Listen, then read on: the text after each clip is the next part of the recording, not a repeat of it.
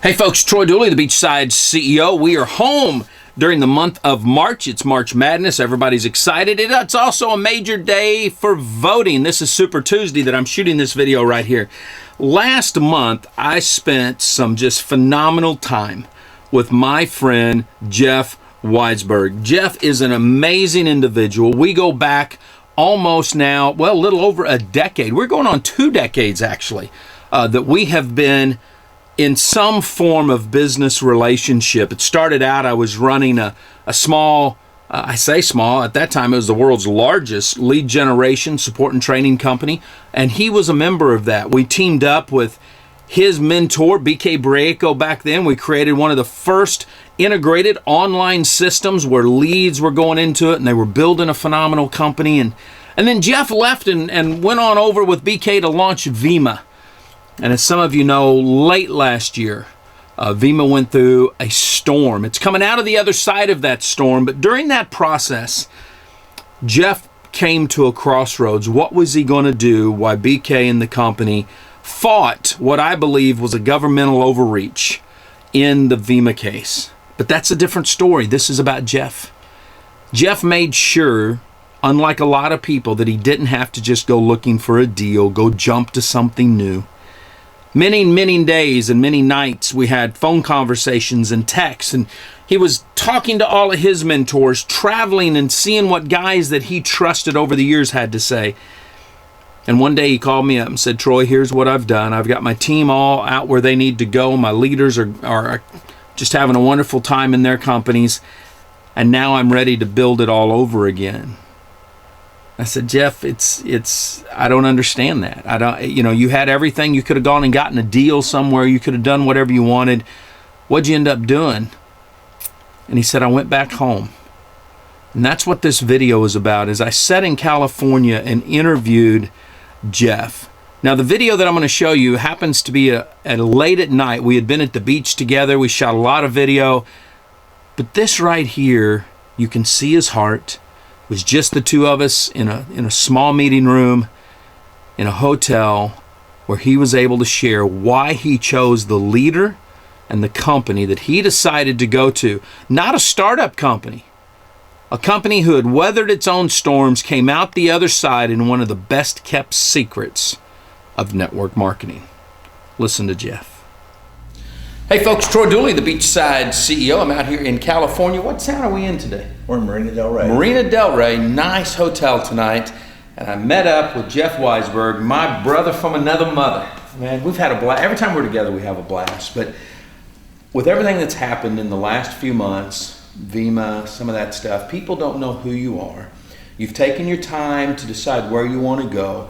But I want people to get to know you like I've known you. I mean, I've known you now almost 2 decades. So just share a little bit about your background, what got you started in network marketing, and up to where the Vima situation started. Got involved in network marketing when I was 19. A friend of mine approached me when I came back from college overseas, told me about a business. Went to his house, showed me Amway, and he invited me out to the Pasadena Convention Center. Right. Went to a big opportunity meeting in a hotel like this, saw a bunch of men in suits and ties and women all dressed nice, and had a chalkboard up there, and they were drawing circles. And I learned about network marketing. Grew up with a dad that was very successful in the life insurance business, retired at 59, and taught me about residual income, go to school, get good grades, and start your own business. Sure. Insurance didn't really excite me, but that night I went, and I don't know what it was, but drank the Kool-Aid or whatever you want to call it, and I saw a lifestyle.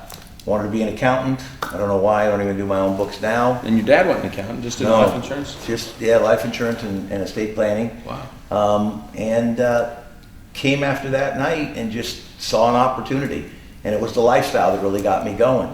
I met up with one of my first mentors who kind of saw more in me, I guess, than I saw in myself at 19, and said, if you learn a couple of these things, and again, back then we had no cell phones, no internet, no fax on demand, no nothing. It was long distance was expensive. Long distance was long distance. Yeah. And it was all this. And you're a 19-year-old kid. I was a big guy. Obviously, I had a lot more hair. I've seen those pictures. Yes. And so I learned, some concepts from him and had some good success a little bit, and ended up dropping out of college, which is kind of crazy. I was going to UCLA to do network marketing. How many years have you been in? I was in college for about 2.5 years. Okay, so about halfway through, I'm out of here. And, from then on, once you learn the industry, I mean, it's something that you can't get rid of. Then I went into another company for a little time called Old World. They went out of business, and then I got involved where I really started to have my first big success with Herbalife in the early 80s, and learned from... Oh man, that's back when Mark and everybody was still rolling. Still rolling. Learned from Mark, knew him very well. I was one of the top 50 in the world in Herbalife back then. Larry Thompson, he's been a mentor of mine ever since. And, here I am, a 23-year-old kid, started learning about what was going on. We used to have a button that said, lose weight now, ask me how. I got on the product. I used to be a chubby kid, lost 24 pounds. I was going to say, you had a personal experience at Herbalife, which Yes. To me, and I always teach this to teams, is if you have that personal experience, it's a whole different ballgame than just the cash deal. And you proved that. Well, back then I learned that it's not what you say, it's how you feel about what you say. Right. And the best story is your own. Get a product story, or if you're using a service, get a service story. Sure. So I got results back then. People saw it. Kind of like if me and you were trying to market a hair growth product. Wouldn't work too good, would it? Not at all. But if we were drinking something and 6 months from now we had hair, people would buy it by the truckload. That's a true point. So I got results. We had some success there, and then they had some problems in 1985 with the FTC and the FDA. And the sales went from about 90 million down to under 10 million. Our checks went down 70, 80, 90%.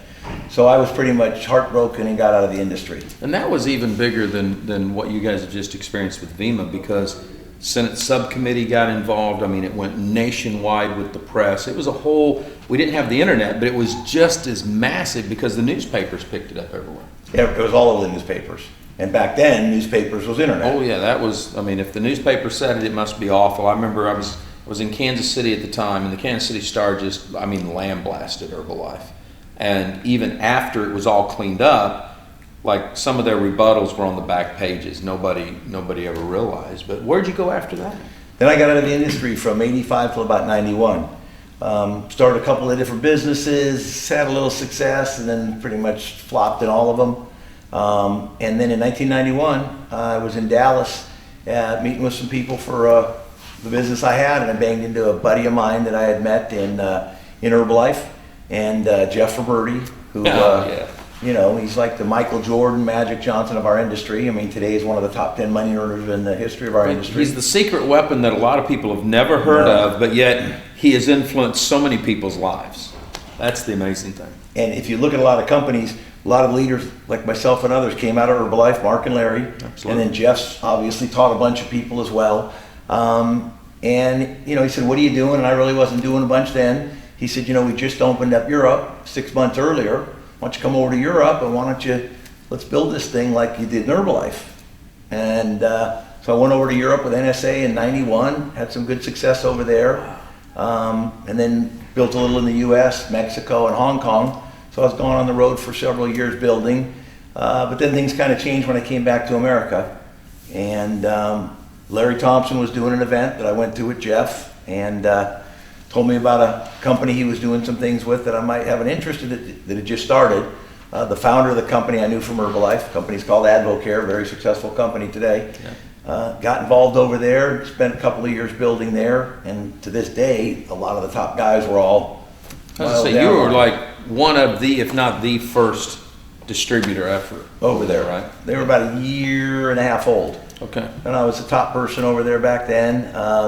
Had some differences of opinion with the owner, who's passed away. But a good guy. I can understand that. I think we all go through that in our careers. Not necessarily do we agree, which will then cause us to wonder, is this the right culture for me to be in? Right. Yeah. And then I went overseas, started my own company in Israel. How'd that work out for you? That was pretty good. Had some good success. I had a son, got married. In that order? No, not that order. Got married first, then had a son. Okay, just checking. And did some consulting and stuff. Came back to America after this, the economy in Israel and everything changed. And Clay Jackson again reached out to me, and he was one of the top distributors with New Vision. Oh wow, yeah. And he said to me, internet. We've got an internet division, eVision Link. You got to take a look at this. So I went into Phoenix and met with BK and his brother Jason in 2000, March of 2000. Yeah.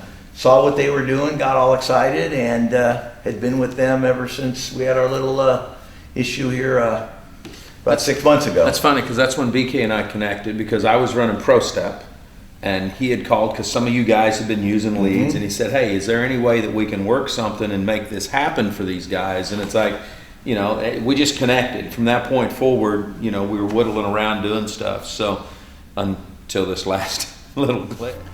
Wow. Jeff shared a lot of stuff right then, some powerful stuff. Part 2 is going to be phenomenal. I think you guys are going to enjoy it, but I want you to think about something here.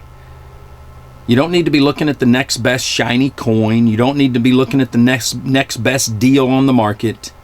If you want to build a successful network marketing career, then you need to do what Jeff Roberti and Jeff Weisberg and others have done.